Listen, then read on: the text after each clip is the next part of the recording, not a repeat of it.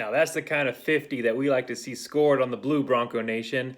What a job by Boise State protecting the Blue this week against Colorado State. After entering the game as only 14-point favorites, Boise State put up 52 points and held Colorado State to 21 points for a 31-point margin of victory. An incredible game.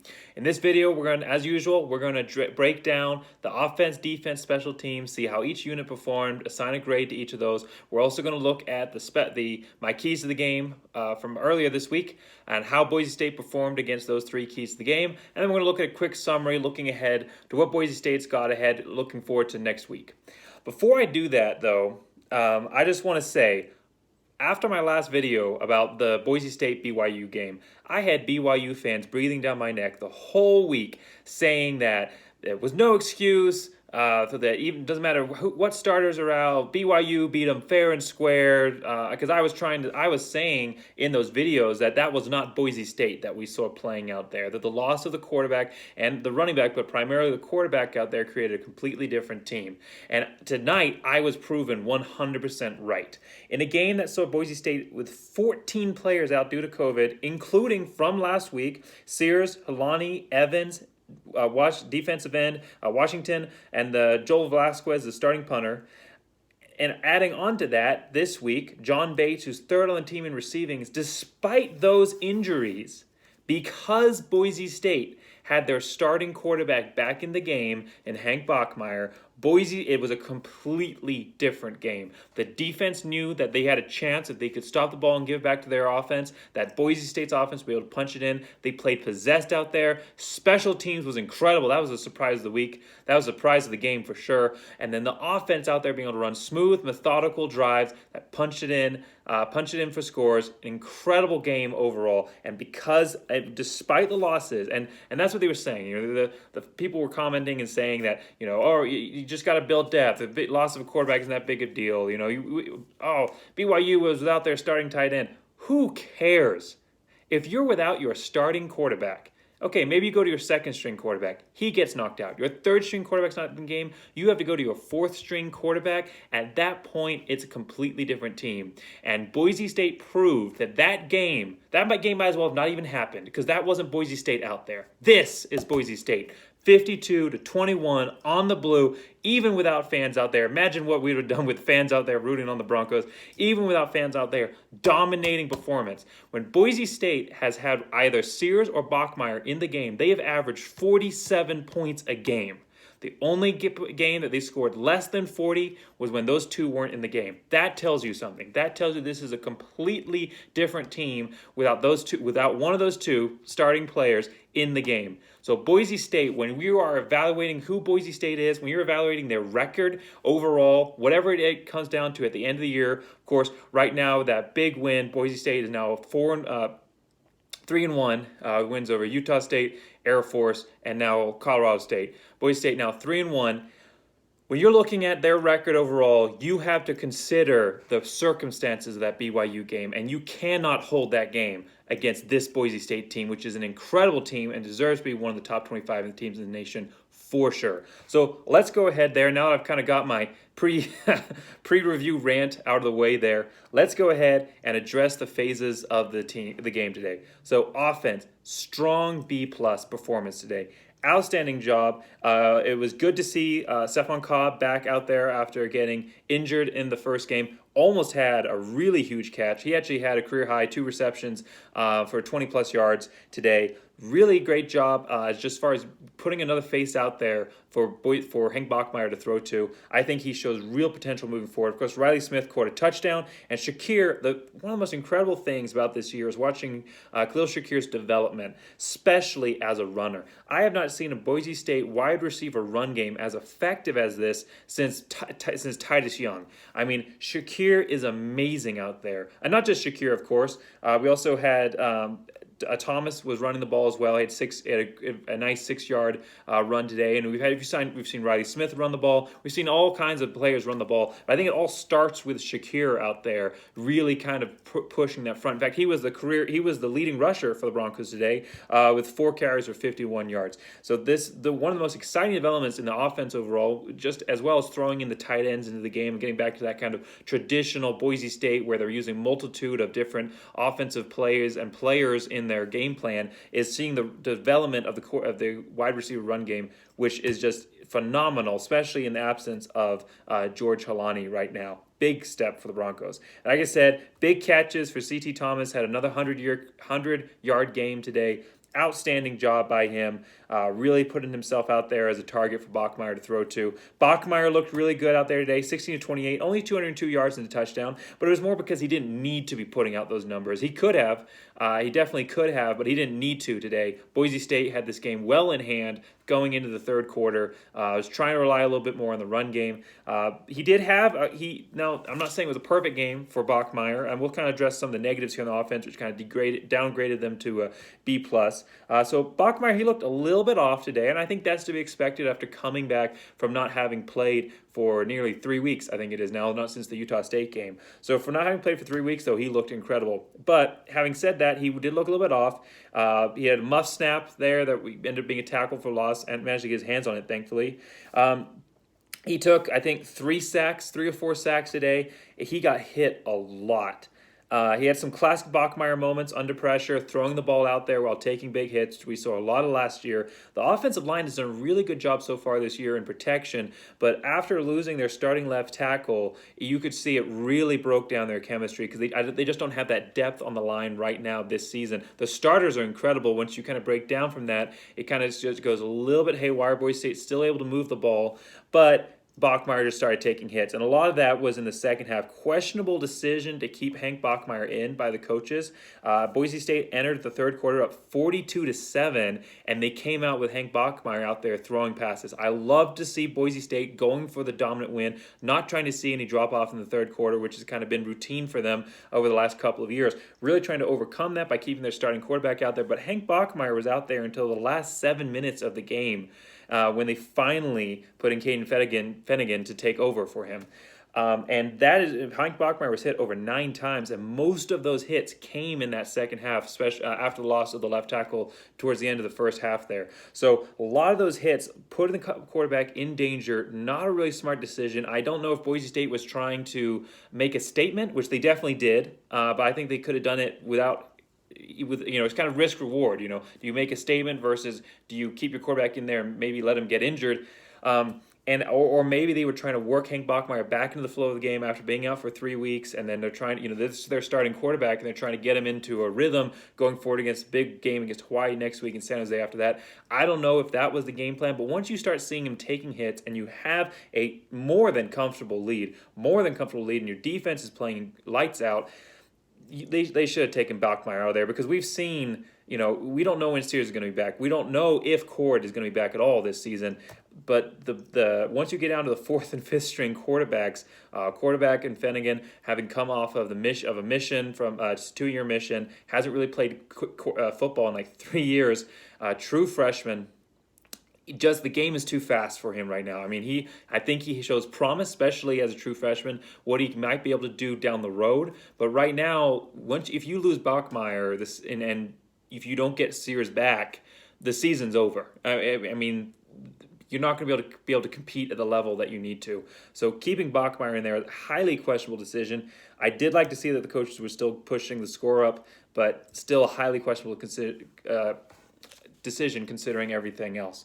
As far as the run game goes, Boise State has really, really struggled since Halani has been out. We really, really need to get him back in. I believe he was one of those. Boise State didn't really release all the names, I think, of all the players who were traced, but I think Halani was one of those players, which is a shame because I think he was just about to come back from that knee injury. Regardless, a lot of stuff going on there. I don't have all the facts there, so I'm not going to talk too deeply into that, but the fact remains that Van Buren like I've said, I love the effort in this guy. I really do, but he just doesn't have the speed and the maneuverability to make an effective run game for Boise State. He's just too slow off his starting line. Once he starts getting into the line and he starts taking hits, he's very effective as a power back. I mean, you put him down there in a goal line situation, most of the time he's going to be able to punch it in for you. We saw him with 2 touchdowns today. Of course, he run up the middle ended up not going so well, but then they ended up doing a outside toss to him and he ran it in for a touchdown. So, he has the ability, of course, to score, but today he was 13 of 28. He had 2 touchdowns, but he only averaged 2.2 yards per carry, and that is not an effective run game. Danny Smith, he looked okay. He looked faster than Van Buren, but he couldn't take the hits the same. When he took the hits, he wasn't staying on his feet as long as Van Buren does. So I think Van Buren is definitely that second back for Boise State, but we really, really need to get Holani back if they want to be able to dominate on both sides of the ball. But as I said, having that starting quarterback back there, yes, the pressure's on the passing game, but Bachmeier or Sears, but especially Bachmeier, is able to take a hold of that. I didn't mean especially Bachmeier, but he's the one who was taking it today. Bachmeier was able to handle that pressure and win big help lead Boise State to a big win today. So not as impactful as it might be without as incredible a quarterback out there, but teams are going to start keying in on the fact that Boise State doesn't really have a run game. They're going to really start going to that passing game defense, and Boise State really, really, really needs to get Holani back if they want to make sure that they can make a statement going forward this season. All right, looking at the defense, another B+ on them as well. I thought that incredible start, forcing the 3 and out, nearly picking the ball, and then forcing them to punt. And of course, that was blocked. We'll talk about that when we get to the special teams. But great start, 2 tipped balls, a tackle for loss, nearly picked, going to the ground. Incredible job, great tackling, I thought, throughout the game. Couple of missed tackles here and there, but overall, when they got to the guy, they wrapped up. They held him down. They kept him down. Incredible job running to the ball today. The defensive line, the linebackers were incredible. And we saw that even with the BYU game. The linebackers and defensive line, for the most part, until they started getting gassed there at the end, really kind of started losing hope. For the most part, the linebackers and defensive line have been incredible. One of those questionable spots of Boise State with so many starters not returning, and of course losing your main guy on the defense there with Curtis Weaver. So incredible job by the defense linebackers. Irwin, forced fumble by Irwin. He's replacing the injured Washington. I thought he's done an incredible job in that backup role there, or that replacement role. Kaniho was everywhere, in on almost every single play. And Riley Wimpy had one of the best games of his season so far. He started off with those deflections, great tackles, playing with fire all the way through, even late in the third quarter, running down the running back to force them into a 3 and out, to have to punt, not 3 and out, but forcing them under a 4th down where they're having to punt the ball away, wanting to defend the blue. Great job on the defensive line and linebackers. The place that Boise State has struggled, especially last week against BYU, and even this week, even though they were able to hold Colorado State overall, the quarterback performance to under 200 passing yards, they still struggled, and they have been struggling in the big play categories. Led up 3 big plays over 20 yards to Wright, and of course the big touchdown to McBride. That was kind of those back-to-back touchdowns by Colorado State there to kind of scare Boise State a little bit. I mean, they still had a substantial lead, and Boise State was able to pounce back on it. But 14 points in the third quarter there. Primarily, I put that at least one of those, and any of the offensive success at all for Colorado State today came through the air. Really, we thought the cornerbacks, the DBs, were going to be the strength of the Boise State defense, with Williams Walker, both seniors, both returning starters, who did a really good job last year. But for whatever reason, they have really struggled this year to be consistent. Great job, overall, I think, in a lot of different spots there as far as taking away those passing lanes and passing abilities. But no picks for either of them, and they have definitely given up big plays when they didn't have to. Definitely given up big plays, especially late in the stretch, going down late in games. So, Boise State really, really needs to work on their secondary pass coverage, especially going up against a team like Colorado State, who there's going to be some. We'll address this at the end of the game, but quarterback in Cordero, who's shown really, he's shown ability last year and this year to have a really good job throwing the ball around and be able to find his open receivers. So Boise State's really, really going to need to pick up their defensive efforts. So that kind of downgrades a little bit to a B+, but overall held Colorado State to 21 points. Great job by the defense. All right, moving on to the special teams. Solid A. One of the most incredible. I mean, I want to give an A+. I'll talk about why not. I think most of you already know why, but I want to give an A+++. One of the most incredible performances on special teams that I have ever seen by a Boise State team. Boise State has always taken pride in their special teams. This year has been a little bit of a drop-off with that, but we saw that reestablished today on the blue. Like the defense, the special teams came out angry, and they did an incredible job. So Avery Williams, what a player. He has struggled a little bit in the pass coverage. They're allowing some big plays.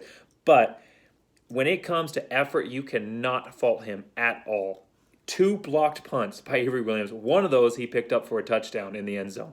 Amazing. 2 blocked punts by Avery Williams coming across. When we lose him, graduation, even though this season doesn't count, we'll have to see what he decides to do as far as eligibility goes. But when we do lose him, we're going to lose the heart and soul of the special teams. When you talk about blocked punts, when you talk about returns, he had 3 returns, he averaged 11.7 yards per return, long of 33, quick return of 29. Just one of the most incredible return special teams players that I have ever seen play for Boise State. Boise State, of course, has a huge, incredible legacy of return men for Boise State. But Avery Williams is just one of the playing lights out with effort across the board like I have not seen in a while for Boise State. Incredible job by Avery Williams overall. I liked the trick play. And this is one of those kind of down plays that takes it from an A+ to an A. I like the trick play back to Kaniho. Looked just like the Dallas trick play that they ran. Of course, I think Boise State, there's a lot of Boise State players on there. I think the coaches might have been watching that game and decided to work it into their own game plan. Looked just like that, of course, on a punt return here versus the kick return for Dallas. Kaniho looked good running the ball back right up to the end, and I think that just comes from him not being used to having the ball in his hands, not knowing how to tuck it up high and tight, put a second arm on there going down. I don't think he's not used to that, ended up fumbling it, but made up for it a couple of drives later really quickly afterwards with a blocked field goal and a 91-yard return. So he didn't block it, but he picked up the block for a 91-yard return for a touchdown, completely redeemed himself. Incredible effort. And then Avery Williams, like I said, playing lights out, great job on special teams, has a fumble, a kick return. So that's where those 2 fumbles, Dalmes, he played pretty well overall. He has a great leg. The one kick he did make from 38 yards, 1 of 1. He's 2 of 2 on the season. The one kick he did make would probably have been good from 48. It was right up at the top of the uprights. Incredible job by him. His punting, taking over from Whale. Of course, Velasquez still out, so taking over from Whale, who struggled. Not so much in the punting game. I thought he did an okay job over that, but as far as once the ball was off his foot, but as far as catching at the release, he was slow. He got blocked. I think Whale just wasn't fast enough getting the ball out there. So Dalmes took over for that. He did a really great job overall. He averaged 35.8 yards. He had 1 inside the 20 and a long of 43. He did have kind of a shank or a ball that kind of just went right up in the air and out of bounds that was short that ended up hurting his average overall. But I thought he did a really nice job. I think Boise State's in good hands. I wouldn't say, pretty good hands until Velasquez is able to return. And he didn't have any blocked, he didn't have any fumbled, and he didn't kick any into the upman. So he's already done better than any of the punters so far for Boise State, even if he didn't necessarily have the leg or leg or accuracy of a Wales or Velasquez. So I think Boise State's in safe hands with Dalmas there. Kid has just played incredible. One of the best kickers overall, consistency that I've seen Boise State for a long time. Of course, he had the incredible 2 onside kicks that were just the most beautiful onside kicks I've ever seen against BYU. He's shown a great leg, and now he can punt. He's already doing the kickoff coverage, or he's kickoffs. He's just playing he's playing every position there as far as kicking can go on special teams. So when you talk about effort and special teams, if we had a highlight word for them today, it's going to be effort, because all of their players were playing well in effort-wise. And that even goes down especially goes down to the coverage team, going down for kick returns and punt returns. They were wrapping up. They were hitting hard. They were smashing them down. I don't think that Colorado State had a return all day of longer than 20 yards. I didn't get those numbers before I made the video here, but every single play, I mean, they were competing for that hammer. You saw that they all wanted that hammer. So real hard. It's going to be a real hard time, I think, for the coaches to decide who's going to carry that hammer out this week. But great job overall. So it's going to be an A just because of those, the kind of the bad punt and the two fumbles, which were big on special teams. But special teams today scored 21 points. 21 points. If you take that out of Boise State's score of 52, Boise State still wins this game, but they score 31-21, which is closer to my predicted score, which was 38-13. But there was no way I was going to be able to predict the special teams performance that Boise State had today. Incredible. Made me proud. As always, I'm always proud to be a Boise State Bronco fan, but this is what Boise State is about. It's about the special teams. We remember those Fiesta Bowl teams, those teams that were competing in the top 10. They always had the great special teams players. We all remember Austin Pettis blocking that punt against Virginia Tech and all the other incredible performances from that year and all the other years. Boise State, when they have, and that is why I think that this is a team that deserves to be in the top 25, because if you take out the factors that are affecting that BYU game, this is a team that has dominated in every other game, and not just dominated in one phase, they have dominated completely in offense, defense, and special teams, and being able to pull out a complete and rounded game. They definitely deserve more respect than they're getting right now. An incredible team, incredible job by the offense, defense, special teams today. So let's look at the three keys to the game and how Boise State did. Very, very pleased by Boise State, as I am with all of it today.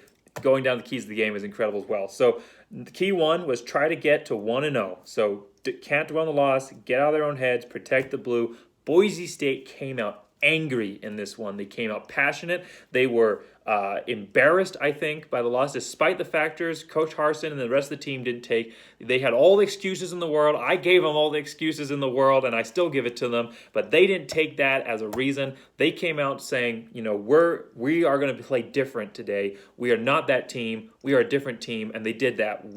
They fought to get to 1-0 to continue their surge in their goal towards winning the Mountain West. Boise State, excellent job, A+ on my first key to the game, try to get to 1-0. Second, dominate across the board. Boise State at the end of the first half was up 42-7. 42-7. I posted on Facebook and I tweeted it out saying, how is this a first half score? 42-7, incredible.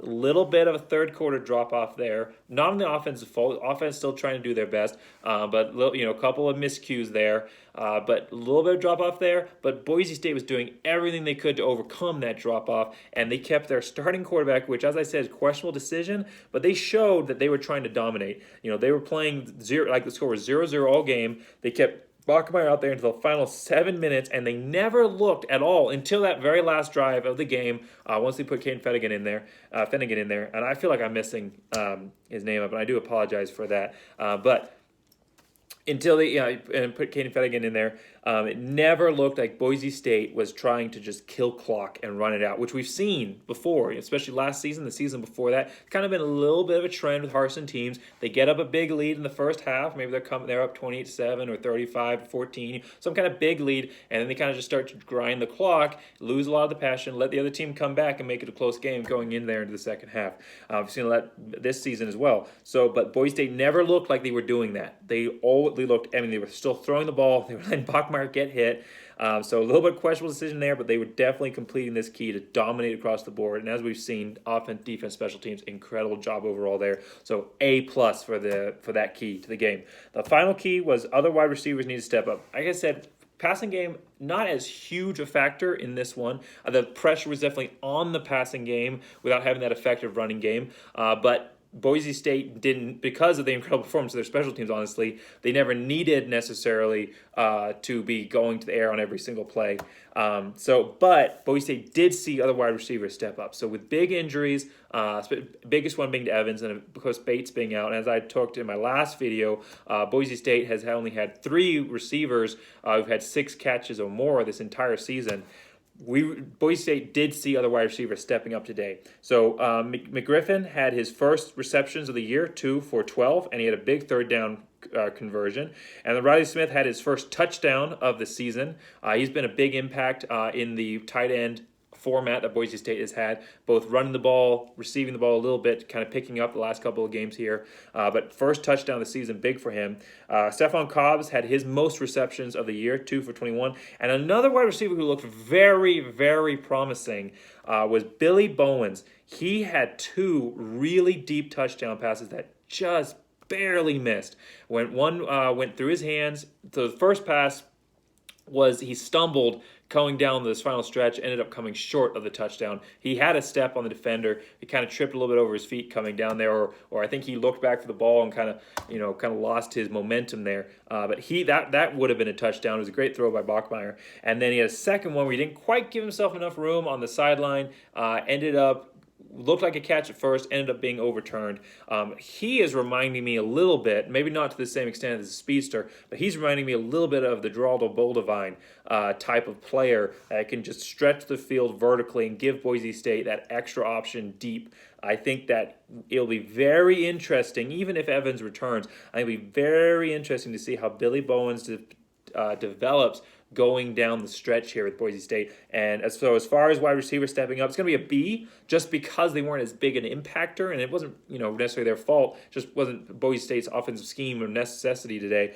But as far as stepping up, I was very glad to see other wide receivers stepping up and trying to make an impact. I think that's really something to look for, really something that's going to continue to develop what is really a very complete offense for Boise State when they have their starting quarterback out there.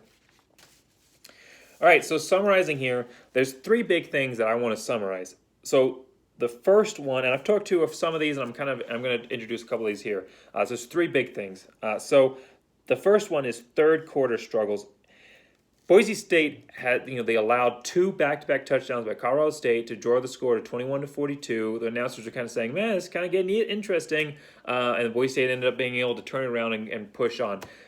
And it's been a trend with Brian Harsin teams that coming into the third quarter, they take their foot off the gas a little bit and they struggle allowing the other team to gut back, or that the other team is able to make halftime adjustments that that Boise State is not as good at countering, and then we see the team having success. We saw it against Utah State with them scoring 13 points in the third quarter. We saw it against Air Force with some very effective run game, option game against Boise State. We saw it definitely saw it BYU 21 points in the third quarter. It's been an issue, and it didn't look like Boise State was taking their foot off the gas. And it's really hard to trace exactly what it's coming to, but something is happening where Boise State, they did a really good job of making those adjustments and finishing down the stretch strong after that kind of little stumble there. But something needs to be done. And by the way, these 3, I'm going to turn them into my keys to the game video.